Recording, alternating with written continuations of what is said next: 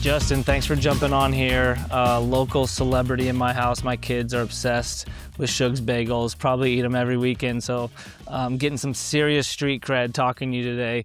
But for those who might not know you, would you please introduce yourself to our audience? Yep. I'm Justin Shugrue, SMU class of 2017. Awesome. And everyone, right, knows Shug's Bagels, probably sees the end product now, growing locations. But as you can attest, there's a lot of blood, sweat, and tears that have brought you even to this part and more to come. Winding it back a little bit, you're from New York. What was your SMU origin story? How did you find the school? What made you kind of pick it as your 4-year undergrad experience? Well, thanks for having me. SMU is an interesting kind of path. So I grew up in ages 0 through 5. I was in Los Angeles. My family moved to New York when I was 5, 6 years old in 2000. Grew up in Westchester County, which is kind of like a suburban community county outside of New York City, about 45 minutes north of New York City. That was, my real adolescence, teenage years were there. That's where I really grew up. Ended up going to a boarding school in Connecticut called Kent. Loved that. Obviously growing up in Westchester, just as Texans eat tacos every day, I was eating bagels every day. Didn't really think much of it. Whether I was waiting tables or a lifeguard or, just going to summer camp or whatever, it kind of felt like, Boar's Head deli meats and delis and bagels and, was kind of the cuisine of the tri-state area. And I have a lot of family in that area. And that kind of, was really synonymous with my culinary experience in the Northeast. But I didn't really have a passion for the culinary arts or for the restaurant industry. I certainly enjoyed it. I think like a lot of people do. I think, no matter what profession you're in, you love restaurants or you love eating. I mean, how could you not? For sure.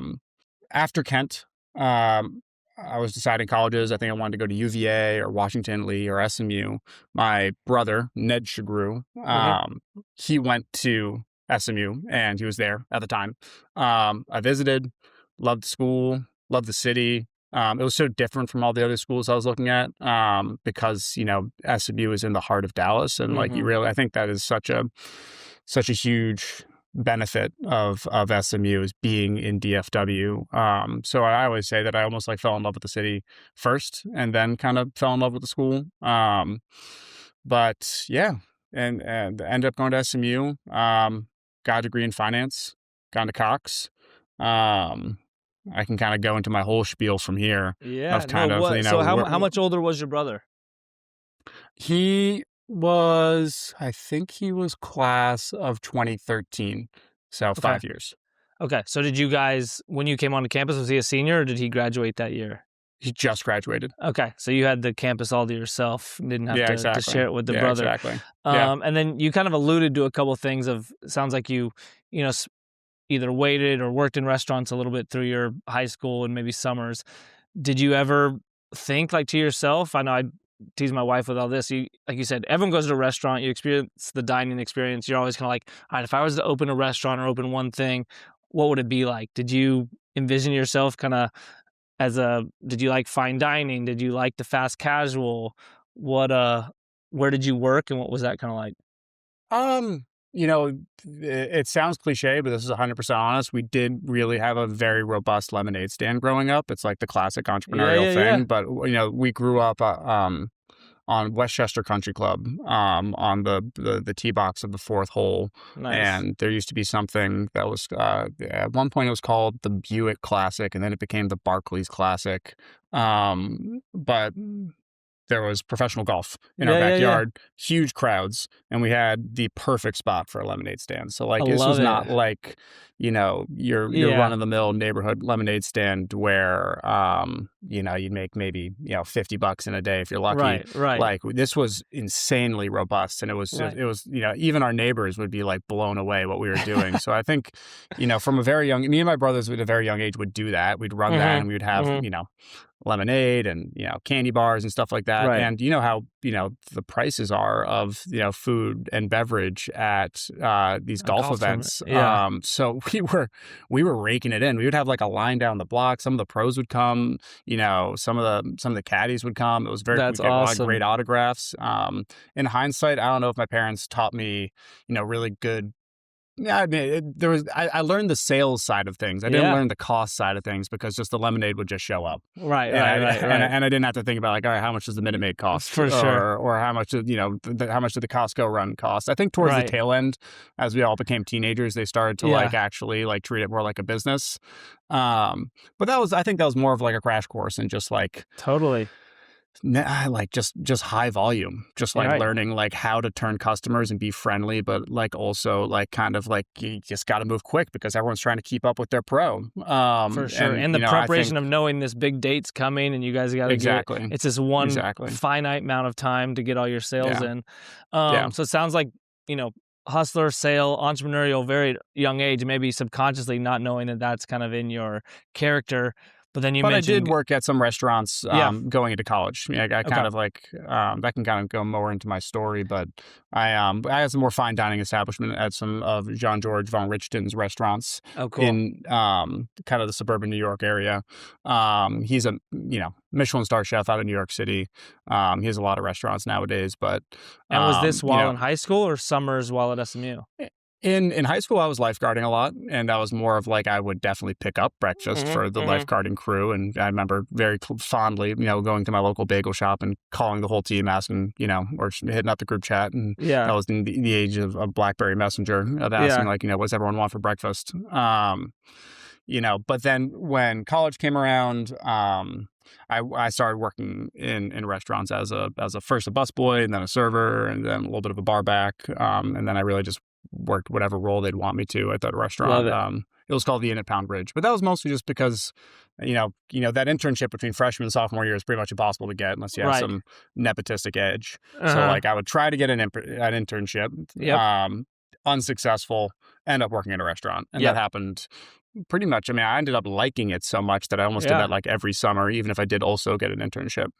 So you and we talked about this a little bit before we started recording was, you come to SMU, you get into the Cox School, you kind of think, hey, I made this, I've got accepted, I got to go kind of a finance route or a more traditional work route. So even if you know I have this passion for working in restaurants or entrepreneurship, you kind of want to fit yourself into that box. What was that like for you? Was it, okay, all my peers are doing investment banking or they're doing oil and gas? Did you want to explore that, or was there this tug between the two of knowing, hey, I don't know if I want to go into that world? Yeah, I mean, I think growing up in New York, a lot of my friends' parents worked in finance. Hmm. My dad actually worked in the movie business. He was a film distributor. So like I didn't really have family that worked in the industry, but it seemed like, I was lucky enough to go to, you know, a boarding school that was fairly expensive. Hmm. And I had grants and financial aid, but, my parents did well enough that they were able to put me into a Hmm. school like that. I'm insanely grateful for that. Hmm. And SMU ain't cheap either. Right. So I would be like a student at SMU, knowing that I'm getting grants and financial aid, all the while kind of being like, all right, well, like if I think everybody just wants to uphold the same level that they were blessed to have growing up. Hmm. So I'd Hmm. be looking back at my childhood and being like, I mean, if I'm going to afford this, yeah, I don't really see another path other than like banking, consulting, law. I'm not going into medicine. Right. I think this is kind of the existential dread that a lot of people have sophomore, junior year of just figuring out like, man, the past 20 years of my life were very expensive. And I'm starting to realize that I need to start picking up the tab for Right. this. And, how am I going to do that? To be candid, I think that's what brought me into finance. It wasn't Totally. a passion for numbers, even though I was always very math forward. Math came easy to me. Hmm. Um, but necessarily like a passion for corporate finance or for banking, not necessarily. That's just kind of what my smart colleagues did. And at a school like SMU, the alternative asset management programs put on quite a pedestal, and I definitely Hmm. started drinking that Kool-Aid, Hmm. and thinking that like, okay, like I really want to get into that. Didn't get into the program. I had good grades, not 4.0 grades, Yeah. and the very, very high standard for that Right. program. So yeah, I mean, like it was kind of figuring that out of just kind of like, but I think in the early days, I wasn't thinking about, a career or passion or purpose at Yeah. all. I was just kind of more thinking like, you know, get a job that, Job. that can sustain the life that I want for me and my, my future family. For sure. Yeah. And then you mentioned, you took an entrepreneurship class during your Cox time. What were kind of the job prospects as you were coming to graduation and kind of having to pick it one way or the other? Um, I did a sales and trading internship at Barclays in New York. Mm-hmm. I think that, and I also did, Cox does a summer abroad in London. So sophomore year going into junior year, I did the summer abroad in London, which does, I think half of it was a class and the other half Mm-hmm. was an internship, which was great Okay. because like that sophomore internship, that's so hard to figure out. Right. They just give it to you. Um, and then the following summer, I worked at Barclays in a rotating sales and trading program. It was actually, if I'm being honest, it was more of like a middle office thing. It did, Mm-hmm. and a lot of sales and trading is kind of becoming that Yeah. in this age of technology. Yeah. But I mean, both of those were soul crushing. I was not happy at either of those jobs, and I would bookend both those jobs by working at restaurants. So I remember I'd Yeah. be like having like these really great experience at restaurants, but in my head I'm like, oh, this isn't a career. This is just what I'm doing. I'd love the people I was working with. I'd be making like decent money. It was a star-studded restaurant. I mean, I could be Yeah. waiting tables for Martha Stewart or Ryan Reynolds Yeah. like all these kind of like celebrities that were living up in Westchester at the time, and it was a very popular restaurant. And then I'd go work an internship that I hated and was just soul crushing. Right. And then once I was free again, I'd probably work the restaurant more, and then I'd just go back to school. So it was this Yeah. kind of there was a clear fork in the road between what I was enjoying doing and what I thought I was being told I needed to do for a career. And that ultimately came to a head like after that second internship where I was like, I don't, even if they did Not extend doing it. a full-time offer to me, I don't even want it. This was miserable.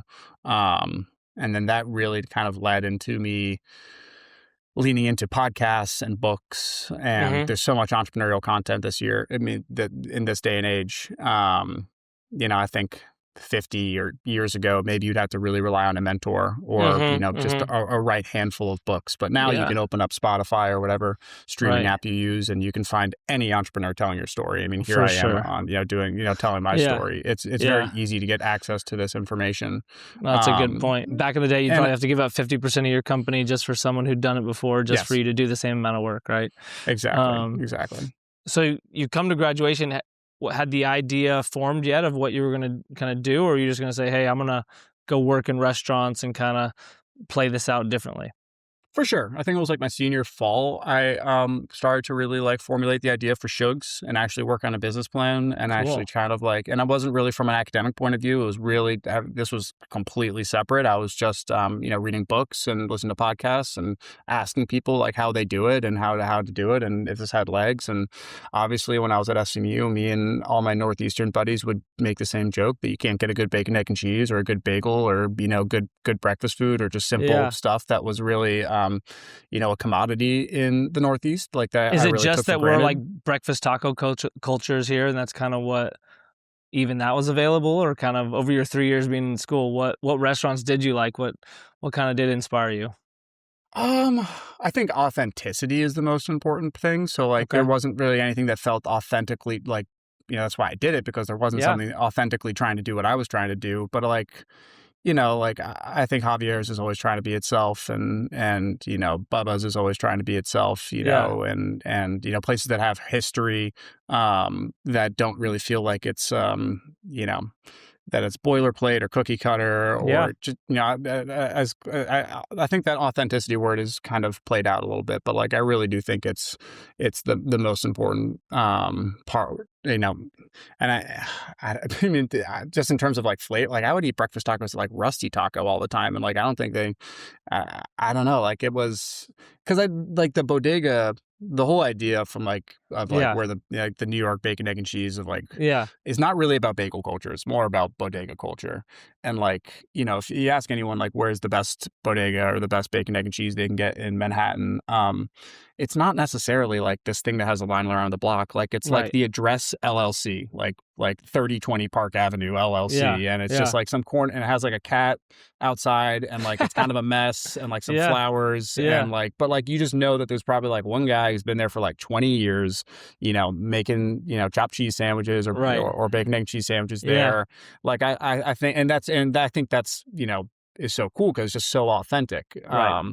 Going into them and then just knowing what your regular order is and, getting that experience. I mean, I have to think more about it, like where I get that same feeling in Dallas, Yeah. Kubi's and, Right. places that just, because I don't want to like name only places that are old. You don't necessarily have to be old Right. for a long time because I think Shug's tries to we try to Totally. do our best to accomplish that goal and feel authentic.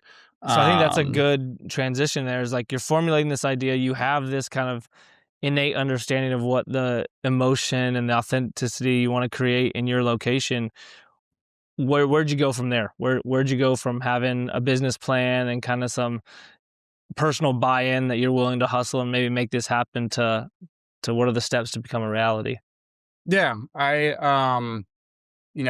first thing I did was I reached out to Hunter Pond. Mm-hmm. He is the entrepreneur behind East Hampton Sandwich Company and Hudson House and Yeah. Drake's and DL Max and, tons of concepts nowadays. Right. Yeah. At the time, it was only East Hampton and he was about to open Hudson House. And Okay. I assumed, I was 20 years old. He was a Forbes 30 under 30.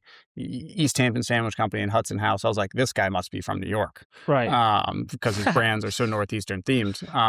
Lo and behold, I learned with time that he's a Parkey and, he went to tech, but, he went to SMU Law and then dropped out though. So he had a little SMU contact there. Confusing. He went to a different SMU. Okay. He went to St. Mary's. Oh, okay. I think. I'm like 90% sure of that. But so you dropped him like a cold outreach? Yep. I mean, and that's just from all the podcasts and books. You can guess anybody's email. Totally. It's typically their first name at their Yeah. website. Yeah. And, guessed his email, went to his office, pitched him on the idea for Shug's. And it was kind of a blessing in disguise that he was a little bit, I wouldn't say he was like, really like didn't say it was going to work, but like he just like he didn't get it because he's a Parkey. Like he didn't understand what I was selling. Like I was trying to be like, hey, like this is all over the tri-state area. Like this is just like something that like is not down here. I want to recreate it and bring it down here. Mm-hmm. I'm a big believer in like for business plans, unless like it needs to have a very thick business plan. Like a business plan could be like one page, and like I think Shug's is the perfect example of like it could have been one sentence. Like it was very, to me it was like, yeah, there's this thing that's on every corner of the Northeast. I just want to bring it down here and do it in a way that's palatable for Texans and Dallasites. And, luckily he didn't believe in it to like really want to, invest in it. And, maybe he did. And maybe I just owe him the world for like letting me, own it outright because, I think he had an opportunity to sink his teeth into it and, to be kind of part of the Vandalay brand. And, I think, things worked out great, but I really do owe him the world because like he was, he believed in me, maybe not the idea initially, but he believed in me and he, was a resource in the early days. And I think that's the most important part of in the early days of just someone you can talk to that's done it before, who's kind of walked through the mud, who's on the other side already. Because I feel like most people with career advice, oftentimes they're just going to reflect their own experience onto you. So like I talked to lots of people about opening up a restaurant, but I would be talking to the wrong people. I'd be talking to people who are like general managers, Right. who are like in their like 40s or 50s. And, they would be like, like you need to like eat shit for 20 years before you should even try it.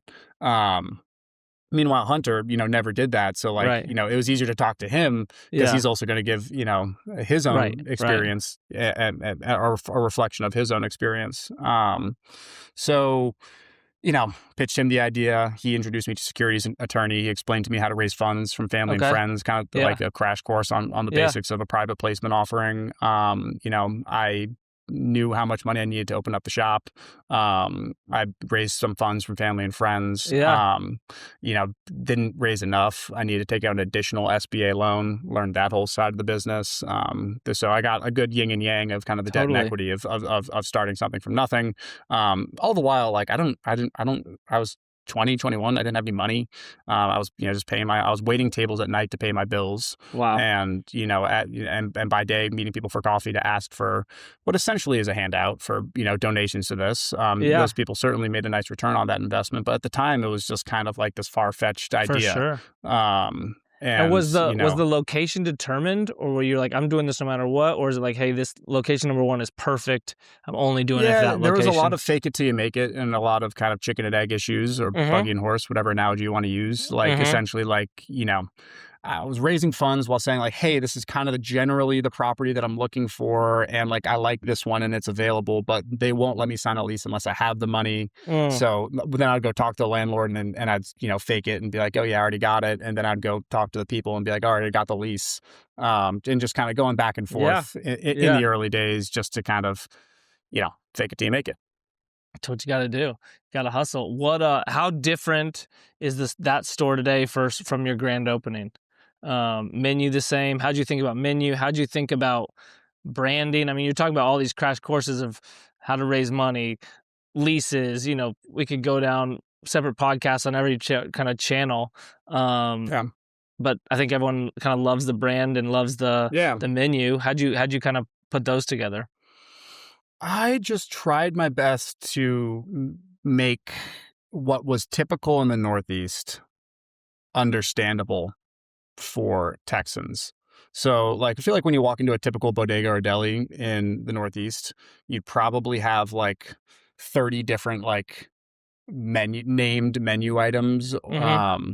like Okay. Uncle Tony's Yeah, Godfather yeah, or yeah, like yeah. whatever, or Yeah. or just different sandwiches and stuff like that. But like my experience with delis is like you never actually look at the menu, you just say what you want. Right. Like I want egg whites and Swiss cheese and turkey bacon, and can you Yeah. scoop out the bagel a little? And and I worked in some bagel shops. Especially so as I was fundraising, I'll go on a slight tangent. Yeah. The biggest criticism I received was, "Have you baked a bagel? Do you know how to do this?" And the answer was no. I worked in other restaurants, but not bagel shops. So I did Right. spend around 6-7 months working in bagel shops in the middle of it, and like I learned the same thing though, that like people kind of order whatever they want to order. Yeah. And I think Shug's, I tried to make it like a very like customizable, build your own menu from the beginning. Mhm. And I think, Mhm. that's been a huge part of our success is that people customize their orders like crazy. Mhm. I think I did a good job of bridging kind of like this old school, authentic New York thing that really isn't tied into online ordering typically, but then like systemized it into a way that people can schedule orders the night before if they have a tea time, if they have to get the kids to school, they can Right. then also customize it to whatever they want. And then the win there is that like, if you customize it the right way and make sure that it's modified in the right way that people aren't getting a sandwich that's twice as big without paying more for it.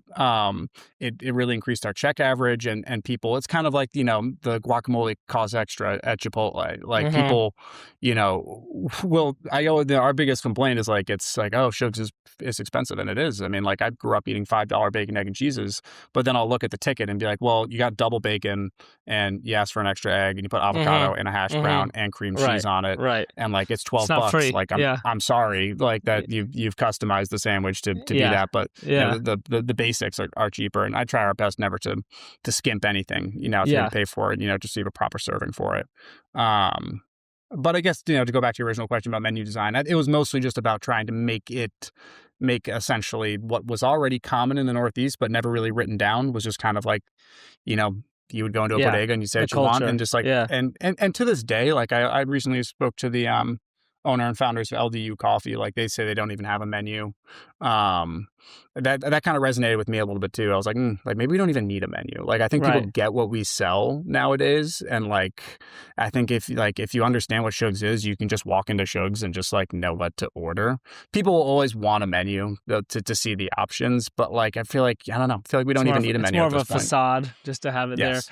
How hard Yes. is it, now that we're almost 10 years into, maybe 8 years in, right? To like stick to the original game plan versus like all these ideas you get and things that I'm sure you're a very creative person. Maybe you don't give yourself enough credit for how many ideas flow in and what you can bring to life to like stick to, kind of that original playbook. Yeah, I mean, I would lean on the guidance of people that I've never met, but I listen to their podcasts a lot. Mhm. to I'm blanking on the In-N-Out founders Okay. last So name. kind of Howard kind of Schultz is less is more. Starbucks. Yeah. Yeah. But no, Todd Graves is like my North Star. Okay. People who just try. He's the Raising Cane's Yep. founder. Just to keep the menu simple. Don't overthink it. Don't try to be everything to everybody. Like I hate to. There's a lot of things that we've gotten rid of in the past that people are like sad to see go, and I don't think we're like going to slim down our menu much more but the reality is our menu's already very complex. Yeah. There's a lot of things you can add to it, and like I want to like not add more to it. I want to like be really really good at like what we do, and Right. I'm not really into like limited time offerings or specials Mhm. and stuff like Mhm. that. Even like heart-shaped bagels for Valentine's, I'm like pushing back on and stuff like that, just because like my whole thing is that like people love us because like we're reliable and we're delicious and we should be quick and we can't be Mhm. quicker. Like we Mhm. should be more delicious and we should be more fast and we should be more efficient. And that should Mm. be like 100% of our bandwidth should be pointed towards that at all times, not necessarily like what's the punch the monkey, meme we could post Right. this week, Right. or like what's Right. this next Right. like thing that's like Just a distraction grasping at or straws. Yeah. yeah, just Uh, trying to be like, the next brand, whatever. I have like my general philosophy is that like, it's funny because people do say like how I think people, I hope people look at Shug's brand and give us praise. I think some people look at our brand and say and ask like, wow, you do good branding, or you have a good brand, or you have good people in the community. I think brand is like what people think of you near you, and I mhm. think a lot of Mhm. people near our bagel shops think highly of Shug's. But it's funny like how little of a focus I put on brand, because like I think Yeah. our brand is that like we don't focus on brand. We're Right. focusing on like The bagel. on deliciousness and Yeah. efficiency and No, like I love making that. sure like the experience is good, and that is brand. Yep. I think what's the Nick Kokonos, who's the founder of Alinea out of Chicago. I think he always says know what you sell and actually sell it. Like Yep. I think that's like the most important thing, is that like some people like don't even know what they're selling. Like Right. like we just need to make sure like 50% of our sales is some form of an egg sandwich. Right. So like we like Lean into that's that. what Yeah. like we should actually we should make that even more delicious or more perfect, or like I more, love it. just we should that should be as Yeah. perfect as it can be, not like what's 0.5% of our sales right now make that thing a winner, because that's never going to be a winner. Like, Right. let's take care of the good stuff. So to that point, how do you think about expansion? I'm sure people are talking to you from every angle now that you've got a successful brand and locations in town. I'm sure every retail broker and investor is saying, "Hey, I want to put money into this concept. Let's franchise it. Let's go to every city." And how do you think about, and I think you've kind of alluded to it a little bit about your intentionality, but how do you think about growth in this next phase for Shugs? Yeah, I mean, I just want slow, purposeful growth. I want each location to be like an asset and a community builder that I'm really proud of. I just know that I only have a certain amount of bandwidth, and like like I'm right now building out the store in Austin, and also building out the store in Fort Worth. I feel pretty spread thin. So like I don't know if that's the bottleneck. I don't know if I could build much more beyond that. A lot of my bandwidth nowadays is like being a developer. So like dealing with architects and engineers and general contractors and actually building out these stores, because I think that's kind of like picking the right real estate and building the right throughput of the floor plan is kind of like it's going to be a real challenge. But I think just slow, purposeful growth. We have never taken significant outside capitals, not from any institutional investors. I'm not like Mm-hmm. against it. As every single restaurant I've seen get screwed up doing that. Like it's like I think this is like it seems kind of obvious as to like where I could go wrong right now. Mm-hmm. It's like I could grow too quickly, or I could bring in partners that have alternative motives, that isn't as focused on the quality of our food or the quality of our Mm-hmm. service as I Mm-hmm. am. And the second I do either of those two things, then the cat's out of the bag and there's no going back. Right. I love Shugs. I'm very grateful that I've, I have purpose and have a career Yeah. and do something that I think is so, I think it's awesome and fun and cool, and to build a team and to build a business and to make money along the way is just a cherry on top. The dream. So like, I don't want to squander that by just because somebody offers me some big number or a bunch of tenant allowance or it takes a lot to like get my eye off the ball and and I don't really have the answer of like why I have that altitude, and a lot of other founders don't. I think Yeah. a lot of people at this stage sell, or bring in partners, or Mhm. they Mhm. franchise, or they get stars in their eyes because they're the cool kid in town, and Yeah. they have so many people being like, "Oh, you need to be here, you need to be there," or "We want to, be a partner with you and invest here." And I've just always had a really good way to just kind of take a deep breath and just I like love it. always concentrate on like the customer. Yeah. No.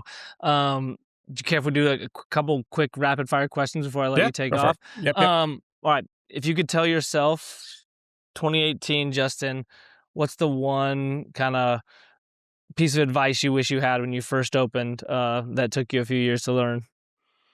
I get that question all the time and I never know how to answer it.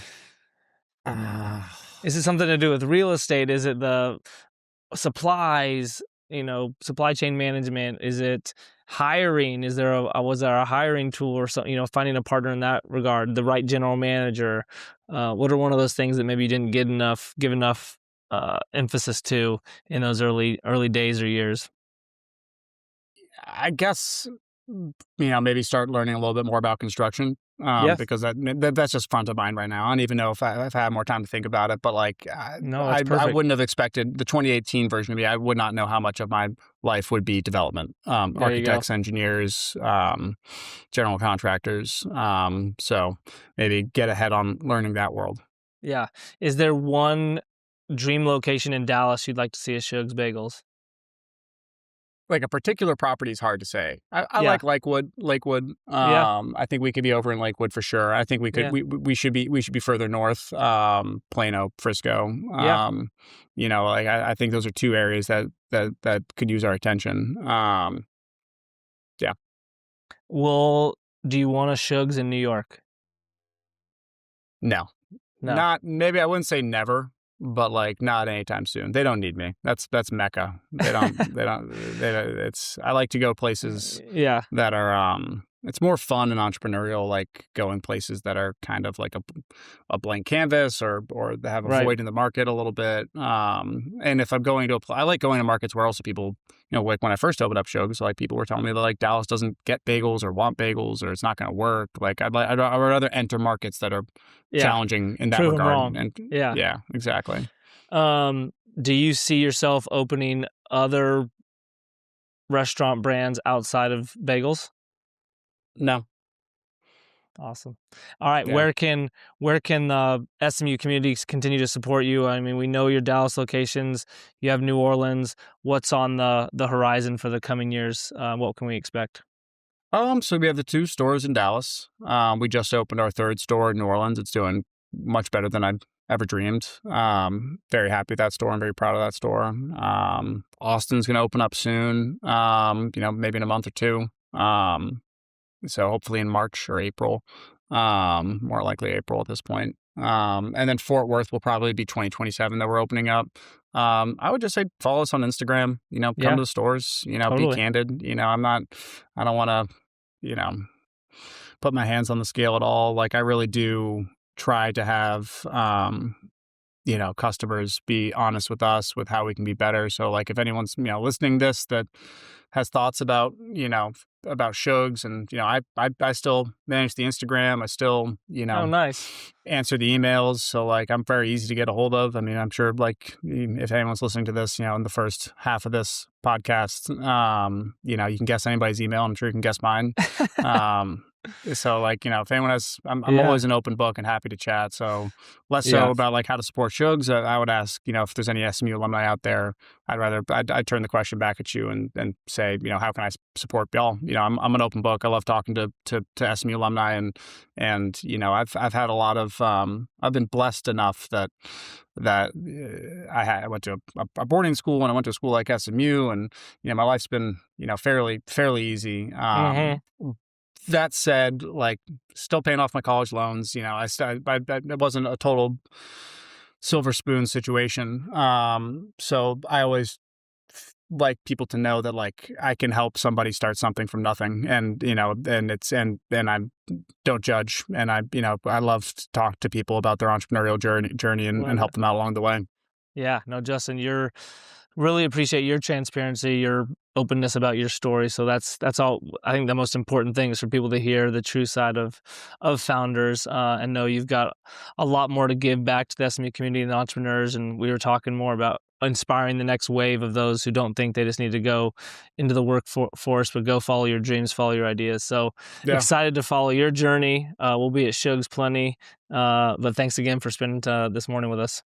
Yeah, of course. Thanks for having me. Thank you to our sponsors, Sewell Buick GMC, Agility Holdings Group, Probity Advisors, Sound of a Rose, Hilltop Property Tax, Security National Bank of Texas, Boyd, Shackelford, Barnett, and Dixon, Bigham Agency, Life After Ball, SMU Cox School of Business, and Mignon Steakhouse.